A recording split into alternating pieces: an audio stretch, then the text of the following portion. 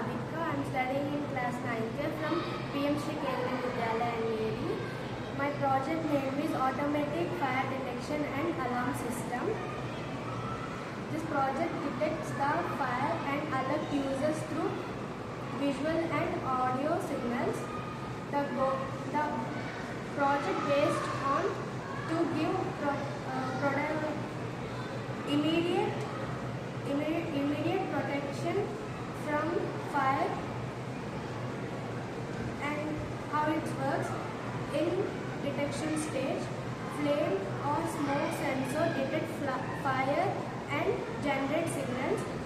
Its processing stage is Arduino microcontroller receives the sensor signals, receives the interpreter sensor, and alert stage controller actives buzzer and red LED light